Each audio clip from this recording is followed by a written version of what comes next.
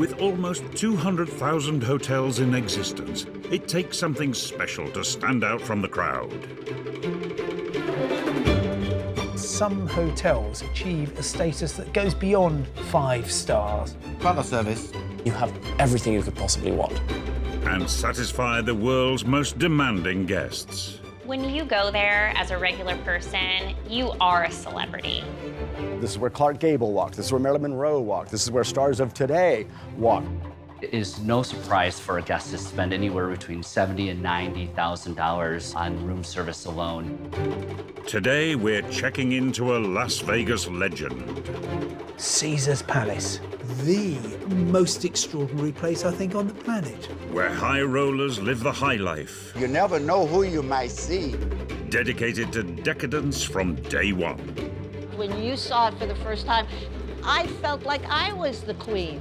My mother's 95 years old, and she still remembers the wine goddesses squirting the wine into my dad's mouth. To discover the secrets of one of the world's greatest hotels.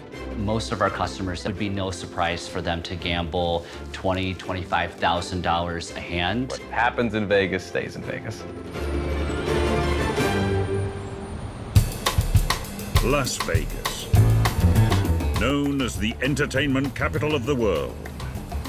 40 million visitors every year will descend upon the 4-mile strip to explore the famous casino hotels. Each unique venue has helped put Vegas on the map. But there's one that's the key to them all. Would I consider Caesar's Palace an icon on the Strip? I consider it the icon on the Strip. Being the sovereign of the Strip for over 50 years hasn't been an accident. Welcome to the lobby of Caesar's Palace. As general manager, Sean McBurney knows the hotel better than anyone.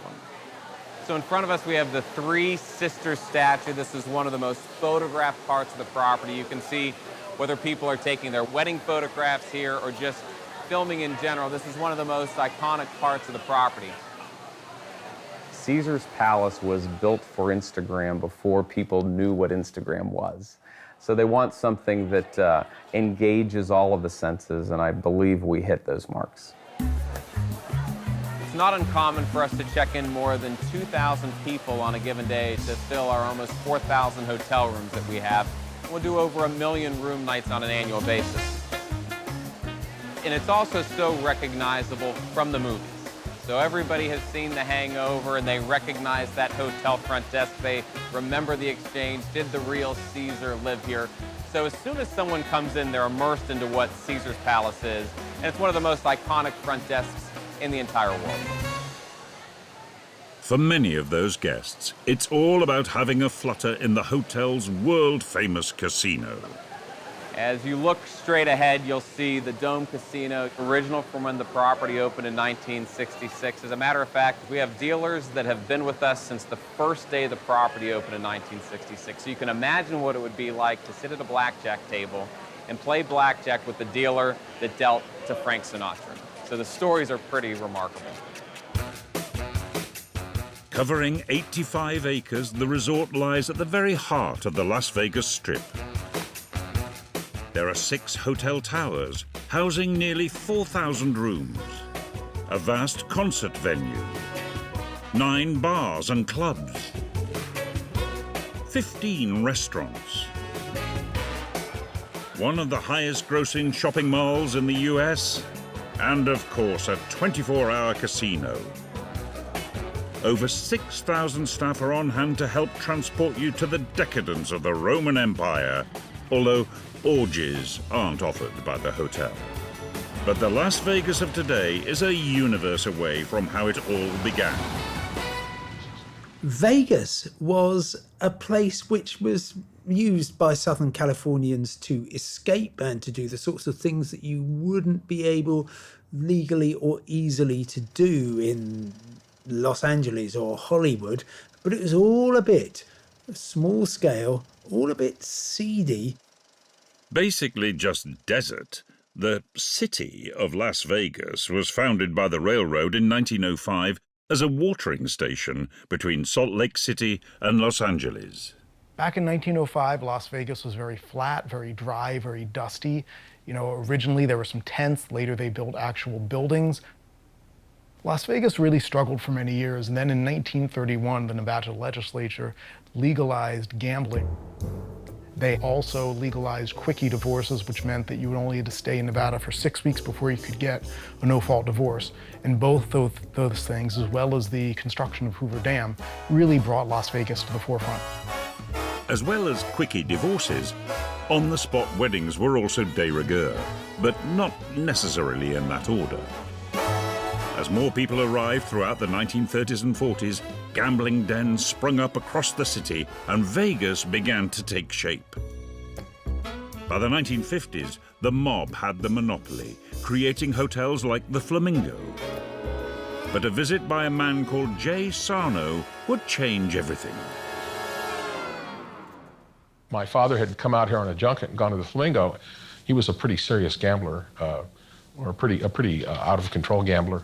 But that also meant that he understood the customer, because he was the customer.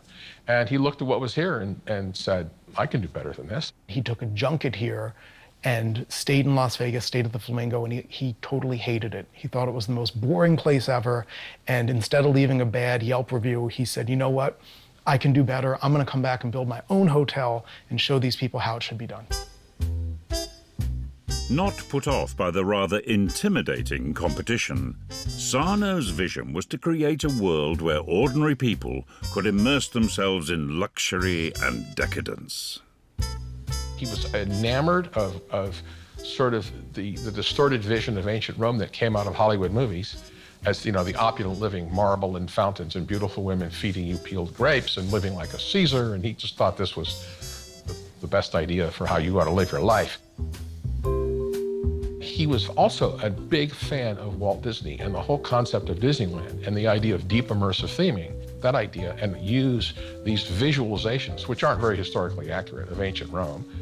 And we can marry the two together and create a Disneyland for adults, and he plopped it down on the Strip, and it's Caesar's Palace.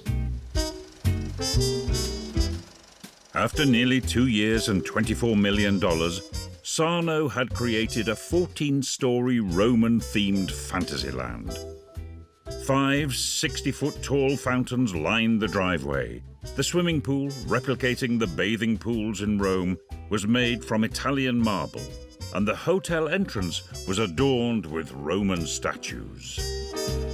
A lot of people in Las Vegas thought it was going to be a disaster. They really didn't think Caesar's Palace was going to work. But Jay knew what people wanted, and they didn't want luxury, they didn't want authenticity, they wanted the appearance of luxury, and they wanted to have fun. The only thing left to do was show it off. Coming up, the opening party to end all opening parties. The opening party for Caesar's Palace, August 5th, 1966, was absolutely bonkers. And the secrets of the high rollers. Most of our customers, it would be no surprise for them to gamble $20,000, $25,000 a hand. After nearly 2 years of construction, costing $190 million in today's money, ancient Rome had landed in Vegas. Jay Sarno's hotel was finally finished. They built the hotel for $24 million and then blew the last $1 million on a really big party. The opening party for Caesar's Palace, August 5th, 1966, was absolutely bonkers. There was an airline strike, so they had to charter planes to fly the high rollers in from the East Coast. It started with the invitations, which were these large scrolls. For a select number of people, you receive your invitation by hearing a knock on your door, and you'd open it, and there would be a great big tall actor standing there dressed as a Roman centurion who would say, "Are you so-and-so?" And you'd go, "Yes." And he would unfurl the scroll and read it like a messenger reading Caesar's commands to you. And they flew people all over the country to hand-deliver invitations. They were very strategic in making sure that all of the people who needed to know about this new place were going to come to it, and they were going to see it at full throttle. As guests arrived, they were greeted by toga-clad hostesses, ready to indulge the guests. Jay Sarno arrived on a Roman chariot. And over the course of 3 days, 1,800 guests drank 50,000 glasses of champagne and feasted Roman style. I think it held a record for the largest single purchase of caviar for one event in the U.S. at the time. You know, they had filet mignon, they had lobster, it was a 3-day party. Andy Williams was the singer. You had the governor here. It was just totally surreal, totally surreal. Right out of the gate, Caesar's Palace became the most successful casino in Las Vegas. The impact of Sarno's adult playground was immediate, and it revolutionized the entire hotel experience. The whole idea was, this is the place where you become Caesar. You become the ruler, who will be indulged beyond your wildest dreams. And that was really the origin of the name. It was kind of the most savvy, sort of brand-driving decision they made. With 700 ultra-modern bedrooms, including wall-to-wall shag carpeting, floor-to-ceiling windows, round beds, and even whirlpool tubs, the hotel was a haven for high-stakes gambling, top-class entertainment, and pure indulgence. Well, it took a very little time, whatever skepticism may have been in existence before it opened, to be swept away with the sudden realization that this is what it was going to be like in the future if you were going to be competitive. And that, of course, within a short order, triggered a wave of people trying to step it up and copy it. And so Caesar's Palace caused everyone to up their game and change how they looked at their business. Generic was no longer possible. Today, Sarno's legacy is alive and well. Adam Miller is Senior Director of Hotel Operations, making sure every whim, no matter what, is taken care of. We've had one celebrity that had a particular type of chip that we could only find in a Chinese market in downtown Los Angeles, and we sent a butler there. We flew them out to Los Angeles to bring them right back to have them hand-delivered right to the customer. It is no surprise for a guest to spend anywhere between $70,000 and $90,000 on room service alone here at Caesars. We're very discreet. What happens in Vegas stays in Vegas. And for some, what's happened at this hotel has stayed with them forever. My mother's 95 years old. She's still talking about a dinner she had at the Bacchanal Room.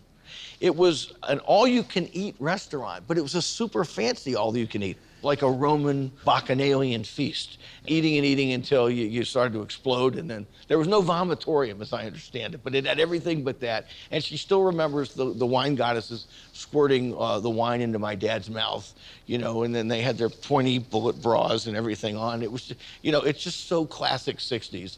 But it was considered one of the great restaurants in town. After the hotel's opening party in 1966, its popularity soared. Caesars suddenly became the place. And you might stay somewhere else, but that's only because you couldn't get a room at Caesars. Now, with nearly 4,000 rooms, including 600 suites, villas, and penthouses, there's something for everyone. We are a property that really does cater to everyone. Right? You can have your very basic room. I want to stay in Las Vegas. I want that Vegas experience. So you're very, very private. I don't want to see anybody. I want to come in through a side entrance and stay in a villa or a penthouse. But to really live like a Caesar, there are a handful of secret villas for the A-listers and the highest of high rollers. Follow me, I'll take you into our master bedroom here. Costing, on average, $15 million to build, Adam must make sure they are VIP ready. You walk into this master bedroom that features this very large, custom 8-foot by 8-foot emperor bed with 17 pillows and handmade linen all the way from Italy. So there's only 14 of them in the world. A room like this at Caesar's Palace would go for $35,000 US a night. When we have a major celebrity that will stay here, it is not uncommon to spend 8 to 10 hours to set up their pre-arrival list with all of their requests ahead of time. I can't prove this, but I would make the argument that Caesar's Palace has likely hosted more celebrities, royalty, than likely any hotel in the world. We have had every major celebrity from Celine Dion, Rod Stewart, Sir Elton John. We've had Mariah Carey, the list goes on. No master bedroom is complete without a large, spacious master bathroom. We have everything from gold fixtures. We have a jetted tub with this beautiful stone, hand-laid mosaic tiles, and the large, spacious steam shower. I think you could fit pretty much nearly everyone. Each villa has its own lounge, games room, terrace, and bar, known to stock $50,000 wine. A 24-hour butler is on hand, and should you need to pop out, there's a chauffeured car and the hotel's own private jets. Sometimes the butler will take the family shopping, or sometimes they'll go to California for the day. And so there's many ways outside of just being here at the gaming table. But there's always time for a quick flutter. Most of our customers that will come into the casino, it would be no surprise for them to gamble $20,000, $25,000 a hand, all the way up to $250,000 a hand. During the hotel's 50-year history, millions of visitors have gambled billions of dollars. But one visitor's gamble brought the hotel to the attention of the world. So the first event that put Caesar's Palace on the map, nationally and internationally, was Evel Knievel jumping over the fountains. Robert Craig Knievel, also known as Evel Knievel, was a small-time stuntman. He was pretty small potatoes. He would jump over a few cars at a country fair. You know, he was kind of a small-town, western, county fair circuit stunt act. Visiting the hotel for the first time, Knievel had a game-changing idea. He just needed Jay Sarno's approval. So we're out here in front of the hotel, and Evel Knievel decided he would want to jump his motorcycle over these fountains, and he talked my dad into doing it. They both realized it would be a public relations windfall, and my dad was getting a clown who was willing to risk his life for free to do it, and they had set the ramp up over on that side to start the jump, right out here between the second and third fountains, and the landing ramp was over here on this side. The distance from one side of the fountains to the other was 141 feet. Almost double Knievel's biggest jump to date. I was standing on top of the porte cochere up here in front of the hotel, behind the last fountain, and with my brother and my father, and we watched the whole thing happen, unfold in front of us. The jump attracted a good deal of local attention. Certain of his success, Knievel funded a film hoping to sell it later to the highest bidder. Nobody knew who Evel Knievel was, but hey, some guy jumping over on a motorcycle, jumping over fountains, I'll watch that.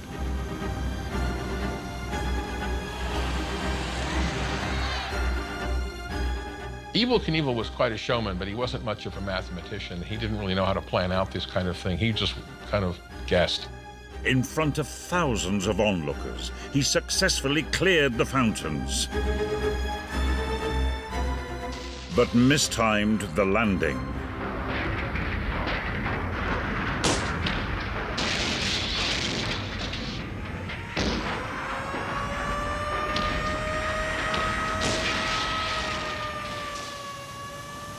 My dad grabbed my brother and I was 9 at the time, and we went off to the hospital. I, in a very upset way, asked that on the ride home, is Mr. Knievel going to die? And my dad said, nah, he might walk with a limp. He's going to be fine. But that's not what you're going to read in the paper tomorrow. Sarno and Knievel saw an opportunity. My dad went around the hospital and knew that the nurses and doctors speak to reporters. So anyone he saw pushing a room or a cart, he'd pull them aside and peel off a $100 bill, which was a lot of money in 1967. And he would say, listen, if anyone from the press talks to you, you tell them Evel Knievel is within an inch of his life. He's in a coma. He might not make it. They don't know what's going to make it till the morning. It's touch and go. And they'd say, okay, Mr. Sarno, we'll tell him that. So they did not describe his real condition at all, which was not life-threatening. It was limp-threatening. Sarno and Knievel had managed to pull off one of the greatest publicity stunts in Vegas to date, and probably invented fake news. Both Knievel and the hotel were household names, and the two men's relationship was sealed. You know, I interviewed Evel Knievel. Actually, it was just a couple of weeks before he died, and he said, well, you know, when I get to where I'm going next, Jay's gonna be the first person I see. And I'm like, oh, come on, Evel, don't, you know, you're indestructible, don't talk that way. But, I mean, they really were close. I mean, they really were close. And they both were showmen, they both were gamblers. I mean, they spent a lot of time gambling together, you know, borrowing money from each other, you know, commiserating when they lost. So they kind of were kindred souls in a lot of ways. Coming up, love and marriage, Vegas style. Sometimes we do wait on the bride, sometimes the groom, sometimes the entire family. We've even waited for a dog to get here. And how Sinatra conquered Sin City. If you wanted to fill a big room, you brought Elvis. But if you wanted the gamblers, you brought Frank. They almost wanted to call this place Frank's Palace. Marilyn Monroe even was here, and they all wanted to see his show. Caesar's Palace, the hotel that put Vegas on the map. I can name you 10 hotels. The Wynn, the Aria, the Cosmopolitan, the Bellagio. I mean, wonderful hotels, but none of them approach Caesar's for iconic status. In 1966, it was one of the most groundbreaking hotels in the world, inspiring a whole new wave of themed fantasy resorts. Caesar's was, at the time, the most extraordinary place, I think, on the planet. You know, it raised the bar for everyone. Designed to evoke the hedonism of ancient Rome, pleasure seekers have been making the pilgrimage for over half a century. Caesar's Palace is still as iconic as it was when it first opened, because it opened as the Roman Empire. And the Roman Empire lasted a very, very long time, and so is Caesar's. When you saw it for the first time, I felt like I was the queen, and this was my palace. And I think everyone felt that way. And the palace's main attraction was, and always will be, the casino floor. We have almost 2,000 gaming positions across the property. It's everything from blackjack and baccarat to three-card poker, roulette, all the staples obviously are here. Yeah, to see a crowded craps table where someone's on a hot roll and you hear the energy, you can feel it throughout the entire dome. It's really an exciting place. Crucial to each game played is the skill of the dealer. We need dealers that have the right training, but they also have the right set of experiences because we have a very broad set of customers. We have customers that have sat down at a blackjack table and have never played blackjack. And so the dealer has to be able to provide them some kind of appropriate direction. And then you have very skilled gaming customers that can be challenging. There is one dealer who has perhaps more experience than any other in Vegas. Benny Figgins is one of two remaining staff who've worked at the hotel since opening day. Well, I was fortunate to work here at Caesar's Palace in 1966. It's just like being in paradise. You know, you come to work every day, and you never know who you might see. I had the opportunity to deal to Frank Sinatra, Samuel Davis Jr., Diana Ross, Harry Belafonte. It was the blackjack game when I first dealt to Sinatra. He walked up, he had 2 or 3 guys with him, he sit down. I mean, I was shocked, you know, but I kept my cool. And he sit down and we start dealing and everything. He had a smile on his face, I smiled, and hey, it was nice. It seemed like I was in heaven, like, you know. He played about maybe 2 hours, then he got up and left. He ended up losing. By the time the hotel opened, Frank Sinatra was already a Vegas veteran and a casino owner's dream. You know, Frank Sinatra kind of was one of the first huge stars that was known for playing Vegas, and he drew the most gamblers in Las Vegas history. If you were running a casino and you wanted people to come and you wanted them to play craps, play blackjack, you brought Frank Sinatra in. If you wanted to entertain them, you brought Liberace in. If you wanted to fill a big room, you brought Elvis. But if you wanted the gamblers, you brought Frank. Sinatra had been headlining at the Sands Hotel since 1953, bringing the infamous Rat Pack with him. Sinatra's days at the Sands, however, were numbered. He absolutely loved gambling. He enjoyed it a lot, and it was a great way to release himself after his shows. I mean, to get rid of that energy. Babs Daitch was Sinatra's social secretary. In those days, the top names, the top artists, used to always get a little perk, and usually it was in gambling chips, and they used to use it to play. But then it helped the hotels too, because people used to flock around the tables and stay there, and your high rollers wanted to play with him. It was during a late-night gambling session at the Sands that everything went wrong. If you ran out of your chips and you still wanted to continue your hand, you just call over the pit boss and they'd extend credit to him. Well, that one night they didn't extend any more credit than $3,000, and he got furious. But the whole thing, I think, really stemmed from the fact that Howard Hughes, the billionaire, owned that hotel. So Frank Sinatra and Howard Hughes had a long history together. They were rivals for Ava Gardner's affections, and Frank was very touchy about Ava. After a brawl with the manager, Sinatra packed his things and left, heading straight for Caesars. So Frank Sinatra came to Caesars because they had an opening, and he got the word this was where you wanted to go. Frank's arrival at the hotel heralded a new beginning. They almost wanted to call this place Frank's Palace. No one passed through Vegas without seeing him, whether it was Elizabeth Taylor and Eddie Fisher and Richard Burton and Gregory Peck and Lucille Ball. Marilyn Monroe even was here, and they all wanted to see his show. He came to be one of the most successful headliners at the Circus Maximus, which was Caesar's Palace's big showroom, and really helped to define Caesar's Palace as a place for serious entertainment. Sinatra would go on to perform on and off for a total of 10 years, paving the way for some of the greatest headline acts of all time. And on the casino floor, Benny has met most of them. But there's one person he encountered that tops them all. The most important person I met here was my wife. I met a lot of celebrities, and they was good, but the most important was my wife. And she was working upstairs, and she's just walking by, and I caught her on my eye clinked over there. I said, oh. Las Vegas is as popular for weddings today as it was when the quickie wedding was first introduced. And the hotel is one of the most popular venues on the Strip to tie the knot. For the ceremony, we'll just do 2 sets of vows. The first set, you just say, I do at the end of them. The ring vows you're going to repeat, but I'll just give you 3 or 4 words at a time. And then I'll pronounce you husband and wife, you'll kiss. If you can follow directions, you're going to have a great marriage. I like that.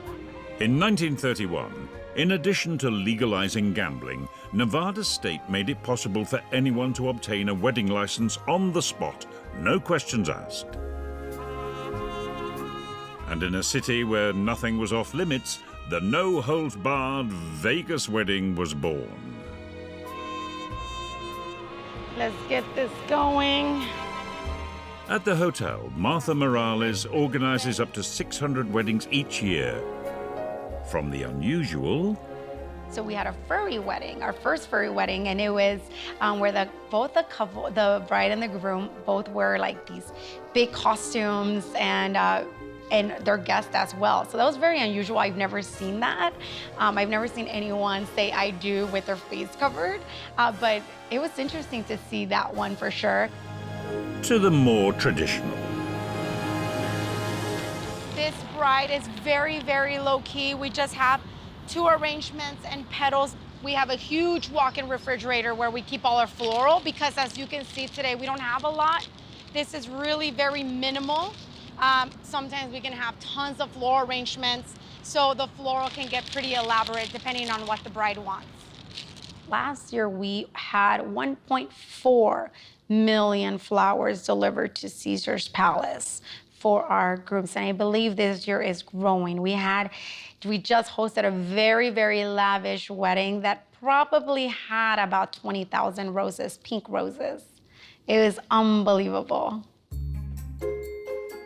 The hotel has 3 wedding chapels, with couples spending between $1,000 and $40,000 a pop.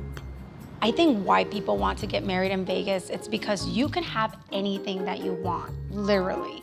Meaning you can elope within 2 hours. We've had weddings that in 2 hours, we can facilitate everything for you, or we have couples that have been organizing their wedding with us for 2 years. Are you excited? Are you ready? Are you Stuart? Stuart, Martha, very nice to meet you. Thank you so much. So Katie's very excited. She's very excited. She looks beautiful. She's beautiful. So we're excited. Sometimes we do wait on the bride, sometimes the groom, sometimes the entire family. We've even waited for a dog to get here. We couldn't start the wedding. We couldn't start the wedding until the dog got here before we started everything. For today's couple, the wait is over. It's my honor and privilege to pronounce that you are husband. One, Stuart, you may kiss your bride. But some people still have it all to play for. We had a groom, a gentleman, I should say, that reserved a slot in our calendar in a chapel, and he didn't have anyone to get married to, but he knew he was gonna get married. That I've never heard of that. And I thought it was like, wow, you're putting it out to the universe that you want to get married. So fine, we can hold a slot for you. We have a garden held for him in case he does find his loved one, which we're hoping he does. Having a vision and following a dream certainly paid off for Jay Sarno when he created his fantasy hotel. But having brought ancient Rome to modern Las Vegas and established Caesars as one of the places to be, in 1969, Jay Sarno sold his hotel. There were issues that my father had with competing attitudes about how to run the hotel. He had partners, and his personality was such that the energy and excitement of creation was really what he wanted. Once it was up and running and stable, he would kind of lose interest. The thing about Jay Sarno was that he was a gambler at heart, and it wasn't winning that he wanted, it was, having the action, having the chance to win. And throughout his life, he just kept on trying new things all the time. For Sarno, the gamble well and truly paid off. The new owner, entrepreneur Clifford Perlman, paid $60 million, over $400 million today, for the privilege. A friend who knew a cousin in another city who said he talked to the Perlmans and said, "Why did you pay Sarno that much money for the hotel?" And the answer was, we realized it didn't matter what we pay him, he's going to walk in here and gamble it all back anyway. Jay went on to open Circus Casino and made plans to build more hotels in Vegas, but his heart and soul remained in Caesars. He technically only owned it for 3 years, but we still came around all the time because he was gambling. And my little sister jokes that my dad sold it, but you couldn't tell. Jay Sarno Sr. passed away in 1984 in a suite at the very hotel he created. I think Jay Sarno has a huge legacy in Las Vegas. He founded Caesars Palace, which for a generation was the top high-end casino, and also Circus, which for a generation was the top low-end casino. So I think really if you look at casinos in Las Vegas and really anywhere in the world, you see his influence. Coming up, we check into one of the world's largest all-you-can-eat buffets.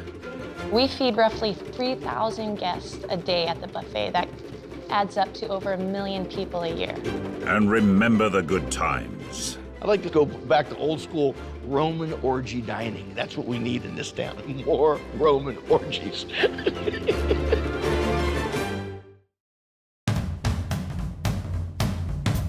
For over half a century, Caesars has been the bedrock of the Las Vegas Strip. Places like hotels and restaurants age in dog years. 1 year takes a lot out of them. And this place has stayed current and stayed vibrant and kept all of the great qualities that keep it famous. And I don't think many hotels could accomplish that. One of the areas of the hotel that's aged better than most is the food. I used to call Las Vegas the town that taste forgot. I mean, we're the home of, cheap buffets and huge prime ribs And all of that slowly became eclipsed by these great restaurants and chefs that started showing up around 1998. And the hotel was at the forefront of this dining revolution. Jesus, when did we cook these? When did we put these out?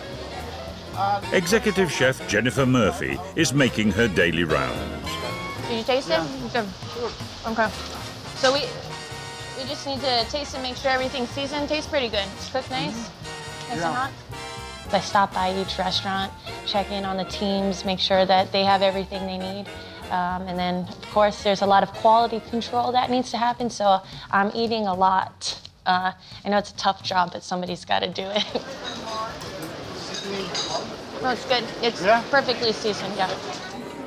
Being the chef of this property is a huge responsibility. It's such an iconic brand, and we have some really big names to back up. Nobu, Gordon Ramsay, the Vanderpumps, Giada, Bobby Flay. I mean, the list goes on and on.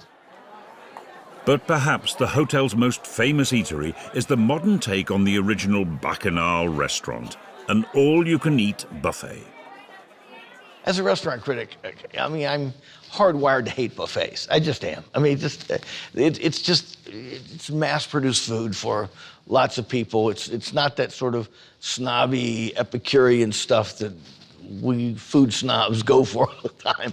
But if I'm gonna eat at one, I'm gonna eat at this one.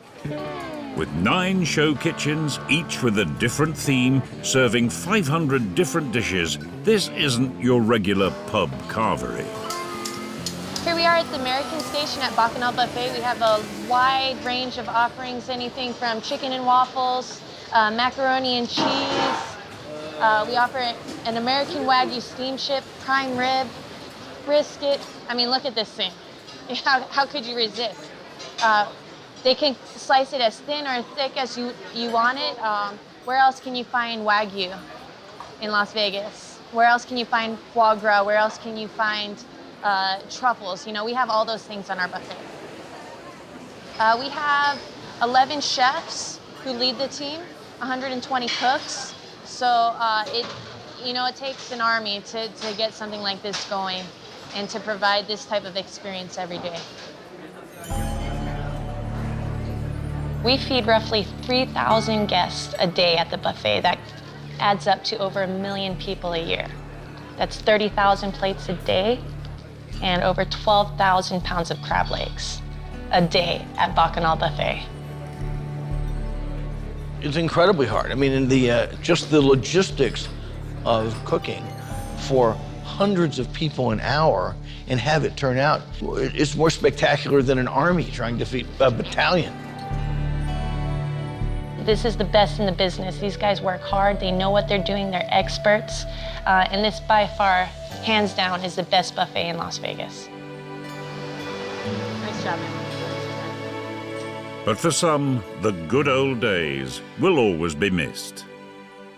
Caesars was known for the Bacchanal room for decades, okay? Then they closed it, and then it resurfaced as the buffet. But it's a great buffet. It's not quite the same thing. I'd like to say, let's go back to old school Roman orgy dining. That's what we need in this town, more Roman orgies.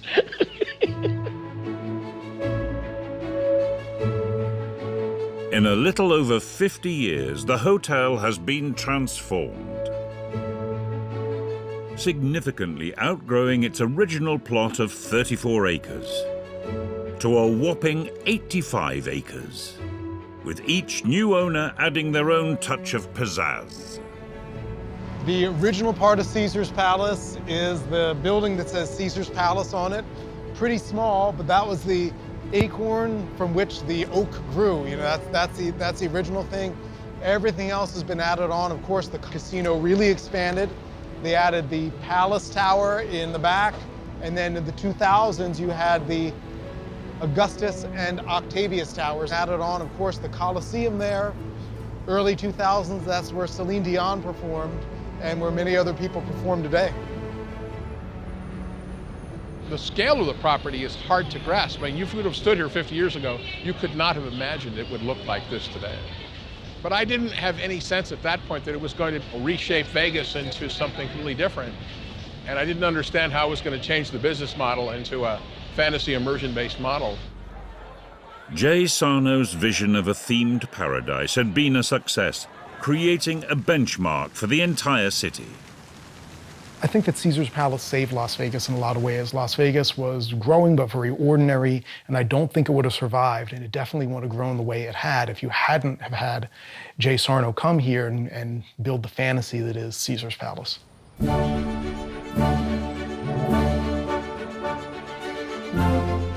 Modern Las Vegas is a far cry from the dusty desert town founded at the turn of the 20th century. One of my fantasies is to find somebody who's never been to Vegas, never heard of Vegas, didn't know anything about Vegas, and just bring them here and don't tell them about it, and just drive them down the strip and watch them pass out. Many great casino hotels now grace the 4-mile strip, but this hotel carries the weight of its history. Most of the casinos that were here when it was built in 1966 are long gone. Yet Caesars continues to survive and thrive, and the reason is that it's got a great theme, it's got a great basic idea, and they've not been afraid to evolve it, to keep it modern, to keep it moving with the times. Every morning I pull into the front drive of Caesar's Palace and I see these 6 enormous towers, and I drive past the Colosseum. We have 6,200 team members that are just boasting with pride to be here. There's no question this is the best hotel on the Strip. And for Jay Sarno's son, it's more than just a hotel. I think Caesar's Palace is still about coming to a place that's otherworldly. It's a fantasy. It's a place where you can come and be a Caesar, just as it always has been. And for a hotel to have remained for 50 years and still be vital, still be at the top of the heap, that's pretty unprecedented. It's still the brand that's known all over the world, and it feels awful nice to know that what my dad created, has outlived him and outlived so much of what else was in this city.